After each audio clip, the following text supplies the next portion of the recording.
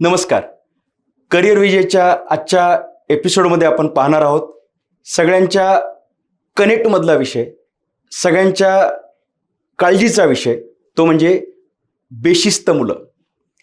आज आपण पाहतोय की कोरोनानंतर जे काही बदललेलं चित्र आहे, कारण बराच काळ हा शाळा विरहित होता, ऑनलाईन पद्धतीचं शिक्षण होतं.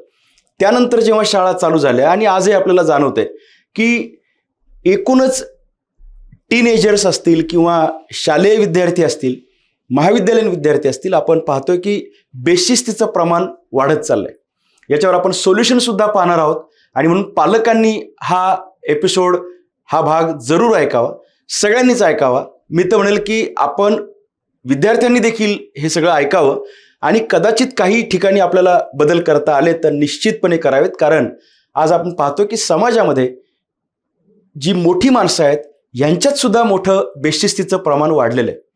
म्हणजे उलट्या बाजूनी गाडी चालवणारे टू व्हीलरवाले असतील किंवा अगदी फोर व्हीलर सुद्धा सिग्नल तोडून अगदी 2-4 सेकंदासाठी मध्येच गाडी घालणारे लोक असतील, गाडी चालू असताना रस्त्यावरती पानाची पिचकारी मारणारे लोक असतील.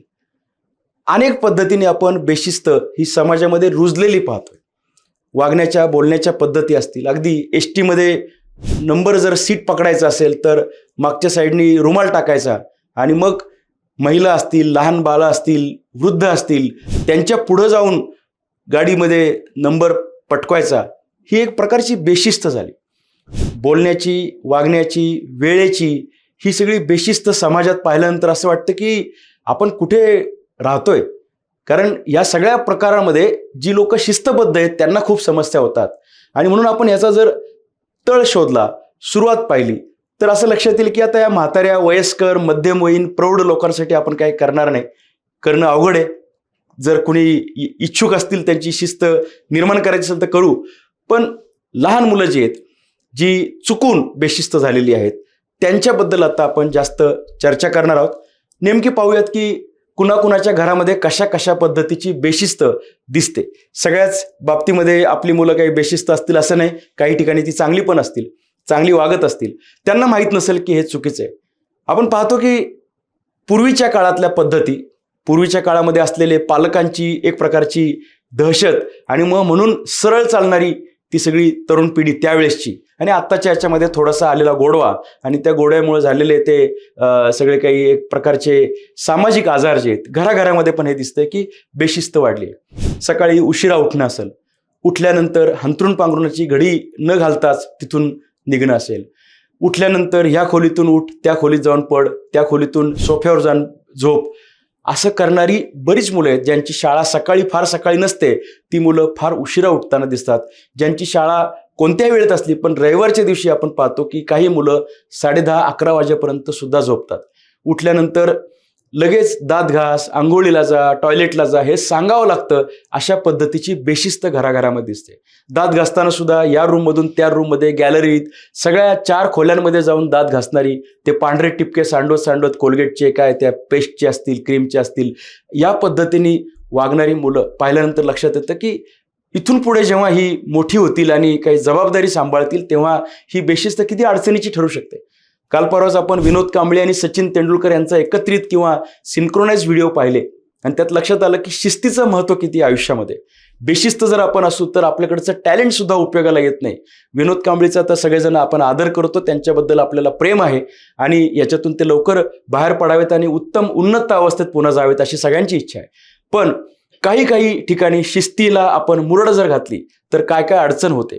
जेवताना ताटामध्ये अन्नपदार्थ तसेच निम्मे ठेवायचे, ताट खरकट त्या बेसिनच्या जवळ ठेवायचं, डबा जो आहे शाळेतला तो काढायचा नाही, तो बॅगेतच तसा राहतो. शनिवारी शाळेला सुट्टी नसेल, समजा रविवारी सुट्टी असते, सोमवारीपर्यंत सकाळपर्यंत डबा तसाच तो बॅगेत असतो. अभ्यासाची पुस्तकं जी आहेत ते पुस्तकाचे कोपरे दुमडलेले आहेत. कुठून लिहायला सुरुवात केली ते लक्षात येत नाहीये. आपल्या बॅगेमध्ये कोणत्या कोणत्या गोष्टी आहेत ते या मुलांना माहीत नाही. शिस्त नावाचा जो प्रकार आहे तो कुठेच दिसत नाही. उशिरा पोचणे, तिथं पोचल्यानंतर सुद्धा ॲरोगन्स दाखवणं, विचारलेल्या प्रश्नांची उत्तरं न देणं, ही सगळी बेशिस्त आहे. ही बेशिस्त अभ्यासात दिसते, वागण्यात दिसते. पालकांशी उलटं बोलणारी काही मुलं असतात. शेजाऱ्या पाजाऱ्यांशी, कॉलनीमध्ये, सोसायटीमध्ये इतर लोकांनी काही सांगायचा प्रयत्न केला तर त्यांना त्यांची जागा दाखवून देणारी ही सुद्धा एक प्रकारची बेशिस्त आहे. कमी वयामध्ये गाड्या चालवणं, त्या गाड्या चालवताना जोरात गाड्या चालवणं, वाढदिवसाचे केक कापणे, हे काहीतरी कुठलं तरी शस्त्र आणून ते कापण्याचा प्रयत्न करणं, ही फार मोठी बेशिस्त समाजामध्ये एक प्रकारचे निगेटिव्ह मेसेज, गुन्हेगारीकडे जाणारं हे सगळं चित्र दिसतं. म्हणजे काही बेशिस्त ह्या वैयक्तिक आहेत, तर काही दिवसानंतर दुरुस्त करता येतील. काही बेशिस्त ह्या अभ्यासावरती परिणाम करतील. काही बेशिस्त तुमच्या व्यक्तिमत्वावरती परिणाम करतील. जसं की समजा तुम्ही लवकर दात घासत नसताल, दुपारी उशिरा दात घासत असताल, काही मुलं ते करतात. काही मंडळी दात न घासता आंघोळ स्किप करणारी मुलं आपण पाहतो. यांना दात किडण्याचे प्रमाण चालू होतं. म्हणजे काही आरोग्याच्या समस्या याच्यातून चालू होतात. बेशिस्तपणा असल्यामुळे व्यायाम केला जात नाही. त्यामुळे व्यायाम नसलेली ही मुलं जेव्हा 25-30च्या पुढे सरकतात तेव्हा त्यांना आरोग्याच्या समस्या चालू होतात. बेशिस्तपणे बसणे, उठणे, चालणे, सोफा सेटवरती रेलून बसणे, त्याच्यावरती मोबाईल पाहणे, अंधार करून त्याच्यामध्ये मोबाईल जवळ न पाहणे, याच्यामुळे डोळ्यांच्या समस्या चालू होतात. त्याच्यामुळे आरोग्याचे प्रश्न आहेत. त्याबरोबर कौटुंबिक कलह हा निर्माण होतो. एकत्र जेवण केलं पाहिजे परंतु कसं तरी जेवणे, जेवताना मचामचा आवाज करणे, जेवताना इतरांचा विचार न करणं, सगळ्याच पद्धतीच्या बेशिस्ती ह्या रस्त्यावरती गेल्यावरती मग या मुलांकडनं दिसतील. हात सोडून सायकल चालवणे असेल किंवा खेळत असताना आऊट झाल्यानंतर त्या अंपायरवरतीच आरडाओरडा करणं किंवा इतर खेळाडूंना रागवण्याचा प्रयत्न करणं, मी आऊट नाही असं सांगणं, ही एक प्रकारची बेशिस्त आहे. कारण त्याच्यामध्ये तुम्ही ठरलेले नियम पाळत नाहीत. शाळेचे नियम, क्लासचे नियम, घराचे नियम, समाजाचे नियम हे सगळे पाळले गेले पाहिजेत. साऊंड सिस्टीम, त्याचा आवाज किती असला पाहिजे याबद्दल सुद्धा विचार न करता वागणारे कार्यकर्ते हे एक प्रकारचे बेशिस्त असतात. आणि म्हणून अगदी लहान मुलांपासून ही बेशिस्त चालू होते. जेव्हा लहान मूल एकदम लहान असतं तेव्हा ते शिस्तबद्ध असतं, ते निसर्गाच्या नियमाप्रमाणे चालत असतं, ते लवकर उठत असतं. नंतर त्याला कळायला लागतं की रात्री जागायचं असतं आणि सकाळी उशिरा उठायचं असतं.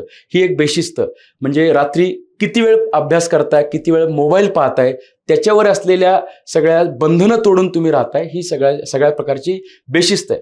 आता याचे परिणाम आपण पाहिले की आरोग्यापासून अभ्यासापर्यंत आणि व्यक्तिमत्वापासून सामाजिक दोषांपर्यंत हे सगळे बेशिस्तीचे परिणाम दिसतात. बऱ्याच ठिकाणी पालक ते म्हणतात की आम्ही आता हात टेकलेलेत, आम्ही आता काही सांगू शकत नाही कारण सांगण्याच्या पलीकडे गेले. म्हणजे तुम्ही कसं बसावं, खुर्ची कशी घ्यावी, बॅगेतून वह्या कशा काढाव्यात, त्या कशा ठेवाव्यात, पेन कसं काढावं, इथपर्यंत मुलांना मार्गदर्शनाची गरज आज निर्माण झाली असं वाटायची परिस्थिती आलेली आहे. खरं तर मुलांनी सुद्धा विचार करावा की आपण एक सिस्टमॅटिक पद्धतीने वागायला गेलो, नॅचरली वागायला गेलो तर कसं केलं पाहिजे. चालण्याच्या पद्धती, उभं राहण्याच्या पद्धती, पावसात असताना गाडी कुठनं घालायची याची शिस्त, हे जर पाळत गेलो तर लक्षात येतं की कॉमन सेन्सच्या गोष्टी आहेत. शिस्त पाळणं ही अत्यंत कॉमन सेन्सची गोष्ट आहे. कुणी सांगितल्यानंतर एखादी गोष्टीची शिस्त पाळणं हा भाग वेगळा, आणि कुणी सांगायच्या आधीच आम्हाला कळतंय की कशा पद्धतीने वागलं पाहिजे, वयस्कर लोकांशी कसं बोललं पाहिजे, हा शिस्तीचा भाग झाला. त्याच्यामध्ये संस्कृती, प्रकृती आणि विकृती या 3 टप्प्यामध्ये आपण त्याची विभागणी करू शकतो. म्हणजे जे आपल्याला सहजपणे कळतंय, आतून कळतंय आणि आपण ते वागतोय आणि त्याचा सगळा एक चांगला परिणाम दिसतोय, ती संस्कृती झाली. सहजपणे वागत असताना सुद्धा स्वतःची काही प्रलोभनं आहेत आणि ती प्रलोभनं तुम्ही पूर्ण करत चाललाय, प्रकृती झाली. परंतु ती प्रलोभनं जेव्हा एका एक्स्ट्रीम लेवलला पोचतात आणि जेव्हा तुम्ही येड्यासारखे वागायला लागता त्याला विकृती असं म्हणता येईल. मला असं वाटतं की प्रकृती आणि विकृती याहीमध्ये आपण संस्कृतीकडे कसं जाऊ शकतो हा विचार लहानपणापासून असणं गरजेचं आहे. याच्यामध्ये सवयी जर लावून घेतल्या, चांगल्या पद्धतीने शिस्त पाळायचं ठरवलं तर ह्या सगळ्या सवयी अगदी सव्वा महिन्याच्या काळामध्ये आपल्याला लागू शकतात आणि बेशिस्तीचं रूपांतर शिस्तीमध्ये होऊ शकतं. शिस्तमध्ये वागल्यानंतर आपल्याला कमी कष्टामध्ये जास्त मार्क्स पडतात, आपल्याला कमी मेहनतीमध्ये यश मिळण्याच्या शक्यता वाढतात. साधी माणसं फक्त शिस्तबद्ध होती म्हणून एका उंचीवरती गेली, एका टप्प्यावरती गेली असं त्याचा अर्थ होतो. आर्थिक बेशिस्तीमध्ये वागणारी माणसं ही स्वतःचा व्यवसाय लॉसमध्ये नेतात. प्रॉफिटमध्ये न्यायचं असेल तर जसा परफॉर्मन्स गरजेचा आहे त्याच पद्धतीने शिस्त पाळणं. मग ती शिस्त वेळेमध्ये तुम्ही त्या ठिकाणी पोचताय, तुम्ही दिलेलं काम वेळेमध्ये पूर्ण करताय, ग्राहक जे तुमच्याकडनं अपेक्षित ठेवते ती गोष्ट त्याला शिस्तबद्धपणे देताय, त्याचं समाधान तुम्ही पूर्ण करताय, म्हणजे तुमचा व्यवसाय चालणार आहे.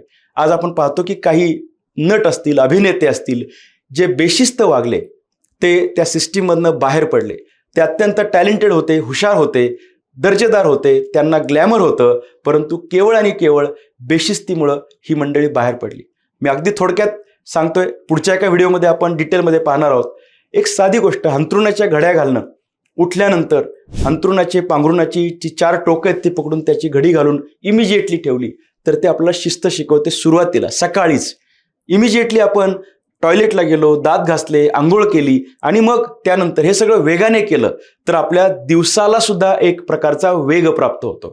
मोबाईल पाहण्याच्या बाबतीमध्ये सुद्धा आपण काही शिस्त आखून घेतली की मी 1-2 तासानंतर 5 मिनिटं मोबाईल पाहणार आहे, इमर्जन्सी असेल तर कॉल उचलणार आहे, परंतु ज्या गोष्टी पुन्हा पुन्हा पाहायची गरज नाही, ज्या रात्री संध्याकाळी पाहिल्या तरी चालतील, त्या गोष्टी मी संध्याकाळी पाहणार आहे, ही एक शिस्त आपण स्वतःला लावून घेऊ शकतो.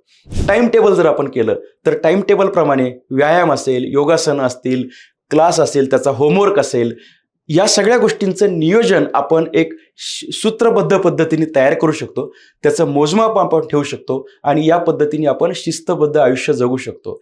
घड्या घालणे, कपड्यांच्या धुतलेले कपडे असतील ते व्यवस्थित ठेवता येत आहेत का, पायातले सॉक्स आपण धुवायला टाकतोय का, वापरलेला रुमाल त्याच दिवशी आपण बाथरूममध्ये धुवायला टाकतोय का, तो टाकताना कसा टाकतोय, या ठिकाणी जर आपण शिस्त लावू शकलो. मी पालकांना सुद्धा असं म्हणेल की काही 4-5 मुद्द्यांवरती सुरुवातीला काम करायला सुरुवात करू. एकदम सगळ्या गोष्टी एक आणता येणार नाहीत. एकाच गोष्टीवरती फोकस करू. ती गोष्ट पूर्ण झाली की ती शिस्त लागून गेली, ती अंगवळणी पडली की आता मग आपण जाऊयात दुसऱ्या बेशिस्तीकडं. दुसरी बेशिस्त समजा पाणी पिताना, जेवण करताना सारखं पाणी पितोय, ही एक बेशिस्त आहे. ही आरोग्याच्या दृष्टीने समजा काही प्रमाणात अडचणीची होऊ शकते. तेव्हा त्याच्यावरती नियंत्रण ठेवलं की जेवायला बसतानाच पाणी घेऊन नाही बसायचं, जेवण झाल्यानंतर थोडं पाणी प्यायचं आणि अर्ध्या तासानंतर किंवा 15-20 मिनिटानंतर पूर्ण पाणी प्यायचं. ही एकदा सवय पालकांनी स्वतः लावून घेतली, मुलांना जर सांगितली तर कदाचित ती सवय अशी उपयोगाला आली की मुलं आधीपासूनच पाणी पितात आणि जेवण कमी करतायत. त्यामुळे ही बेशिस्त आपल्याला रोखता येऊ शकते. चॉकलेट खाणारी मुलं ही एक प्रकारे बेशिस्त वाटतात आपल्याला, कारण सतत चॉकलेट खाण्याच्या प्रक्रियेतून दात खराब होतात. त्यामुळे पालकांनी, त्यांच्या नातेवाईकांनी मुलांना चॉकलेट द्यायचंच नाहीये, कॅडबरी द्यायचीच नाहीये, विनाकारण द्यायची नाहीये, हा जर नियम पाळला तर कदाचित त्यांचं हळूहळू हे प्रमाण कमी होईल. ते झालं टीव्ही बद्दल, ते झालं मोबाईल बद्दल. अशा ज्या ज्या गोष्टींचा कनेक्ट आपल्याला डिस्कनेक्ट करता येऊ शकेल ते जर केलं तर बेशिस्त ही कुठेतरी शिस्तीच्या लेवलला येऊ शकते. आणि अशी ही लहान मुलं, अशी ही टीनेजर्स, हे कॉलेजमधली मुलं जेव्हा शिस्तबद्ध वागतील तेव्हा त्यांना त्याचे सकारात्मक परिणाम दिसायला लागतील. उद्या चालून ही मुलं जेव्हा समाजाचा एक खऱ्या अर्थाने, ज्याला असं म्हणता येईल की एक सुसंस्कृत नागरिक म्हणून भाग बनणार आहेत, ते आत्ता सुद्धा नागरिकच आहेत, परंतु जेव्हा ते विविध क्षेत्रांमध्ये जबाबदाऱ्यांवरती काम करणार आहेत तेव्हा ही शिस्तबद्ध असलेली माणसं खऱ्या अर्थाने समाजाला, स्वतःला तर देणारच आहेत दिशा, समाजाला पण दिशा देतील. आणि आपण, आपलं जे राष्ट्र आहे ते एक शिस्तबद्ध लोकांचं राष्ट्र. आपण ज्यावेळेस जपानचे काही व्हिडिओज पाहतो, चीनमधले काही व्हिडिओज पाहतो, काही तंत्रज्ञानाबद्दल असेल किंवा वागण्याच्या काही पद्धतींबद्दल असतील, आपण दुसऱ्यांच्या चर्चा करतो. खरं तर भारतामध्ये सुद्धा पूर्वीपासून शिस्तबद्ध माणसं होती. मधल्या काळामध्ये थोडासा डार्क एज आला असं आपण म्हणूयात आणि आता आपण पुन्हा एकदा शिस्त अंगावरती घेऊयात आणि आपल्या जीवनाला एक सरळ दिशा देऊयात. धन्यवाद.